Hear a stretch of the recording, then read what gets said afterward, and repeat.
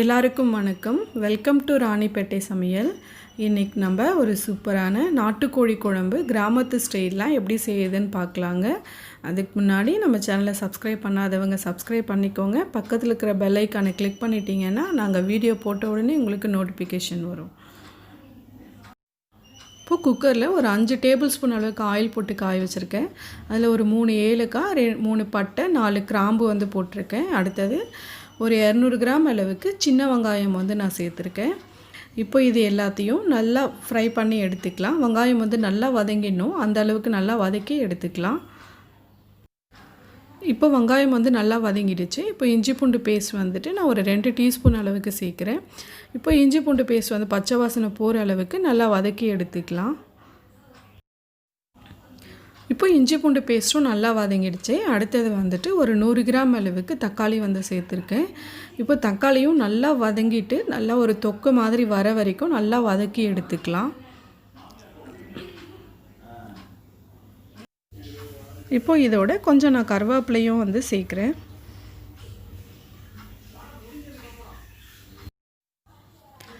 இப்போ எல்லாமே நல்லா வதங்கிடுச்சு. இப்போ நாட்டுக்கோழி ஒரு 900 கிராம் சேர்க்குறேன்.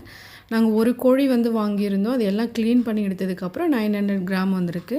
அவங்களே மஞ்சள் எல்லாம் போட்டு நல்லா க்ளீன் பண்ணி கொடுத்துட்டாங்க. இப்போ இதை சேர்த்து அந்த வெங்காயம் தக்காளியோடு நல்லா வதக்கி எடுத்துக்கலாம். இப்போ நான் அந்த குழம்புக்கு தேவையான அளவு உப்பு நான் சேர்க்குறேன். இப்போ இந்த சிக்கனை இந்த ஆயிலில் நல்லா ஃப்ரை பண்ணி எடுத்துக்கலாம். ஒரு 1/4 பாகத்துக்கு நல்லா குக் ஆகிற அளவுக்கு நல்லா வதக்கி எடுத்துக்கலாம். இப்போ வேறு ஒரு பேனில் ஒரு 2 டீஸ்பூன் அளவுக்கு ஆயில் போட்டிருக்கேன். இப்போ அதில் 2 டீஸ்பூன் அளவுக்கு மிளகு, 1 டீஸ்பூன் சோம்பு, 1 டீஸ்பூன் அளவுக்கு ஜீரகம் சேர்த்து நல்லா ஃப்ரை பண்ணி எடுத்துக்கலாம். ஆயிலில் நல்லா ஸ்மெல்லு வரும், வறுக்கும் போதே அந்த அளவுக்கு நல்லா ஃப்ரை பண்ணி எடுத்துக்கலாம். நாட்டுக்கோழிக்கு மிளகு கொஞ்சம் நிறைய சேர்த்துக்கிட்டோம்னா தான் ரொம்ப நல்லது. அடுத்தது 1 டீஸ்பூன் அளவுக்கு நான் கசகசா சேர்க்குறேன். இதையும் நல்லா லைட்டாக ஃப்ரை பண்ணி எடுத்துக்கலாம். நல்லா கொஞ்சம் ஃப்ரை ஆனதுக்கப்புறம் கேஸை ஆஃப் பண்ணி இதை நல்லா ஆற வச்சு எடுத்துக்கலாம். தேங்காய் சூடாக இருக்கும்போதே சேர்க்கக்கூடாது, அதனால் நல்லா ஆற வச்சு நம்ம எடுத்துக்கலாம். இப்போ சூடு நல்லா ஆறிடுச்சு. இப்போ ஒரு கப் நான் தேங்காய் நல்லா துருவி வச்சுருக்கேன். இப்போ அதை சேர்க்குறேன். நல்லா சூடு ஆறுனதுக்கப்புறம் அது சேர்த்தா போதும். அடுத்தது இப்போ இதை நல்லா பேஸ்ட்டு மாதிரி நல்லா மைய அரைச்சி எடுத்துக்கலாம். இப்போ சிக்கன் நல்லா வதங்கிடுச்சு. இப்போ அடுத்தது நான் மிளகாத்தூள் ஒரு 3 டீஸ்பூன் அளவுக்கு நான் சேர்க்குறேன்.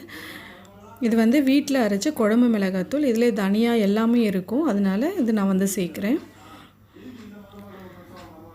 இப்போ இந்த மிளகாத்தூளும் நல்லா பச்சை வாசனை போகிற அளவுக்கு நல்லா வதக்கி எடுத்துக்கலாம்.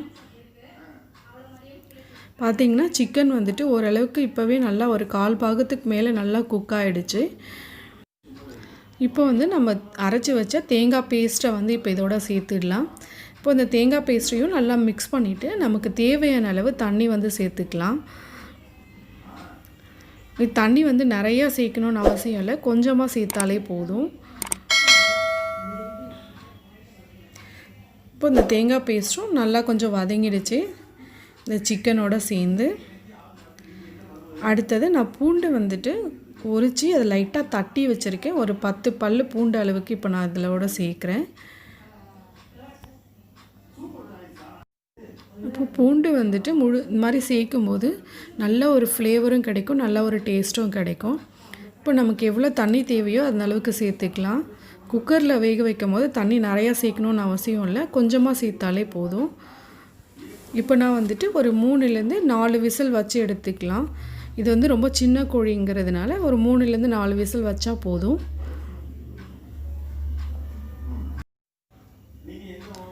இப்போ ஒரு 3 விசில் வச்சு ஆஃப் பண்ணிவிட்டு எப்படி இருக்குன்னு சொல்லி நான் உங்களுக்கு காட்டுறேன். இப்போ 3 விசில் வச்சு நான் ஆஃப் பண்ணி வச்சுருக்கேன். இப்போ நான் ஓப்பன் பண்ணுறேன். இப்போ கேஸ்லாம் ரிலீஸ் ஆகிடுச்சு. அது கோழிக்கு தகுந்த மாதிரி நம்ம விசில் வச்சுக்கலாம். இது கொஞ்சம் சின்ன கோழிங்கிறதுனால நான் 3 விசில் மட்டும் வச்சுருக்கேன். அடுத்தது நான் இப்போ கொத்தமல்லி சேர்க்குறேன். அவ்வளோதாங்க, சூப்பரான நாட்டுக்கோழி குழம்பு கிராமத்து ஸ்டைலில் ரெடி ஆகிடுச்சு. கிராமத்து ஸ்டைல்னாலே அந்த மிளகு கொஞ்சம் தூக்கலாக இருக்கும். இதே மாதிரி செஞ்சு பாருங்கள். எப்படி இருக்குன்னு சொல்லி கமெண்ட் பண்ணுங்கள். எங்கள் சேனலுக்கு மறக்காமல் சப்ஸ்கிரைப் பண்ணுங்கள். இந்த வீடியோ உங்களுக்கு பிடிச்சிருந்தால் லைக் பண்ணுங்கள். தேங்க்யூ.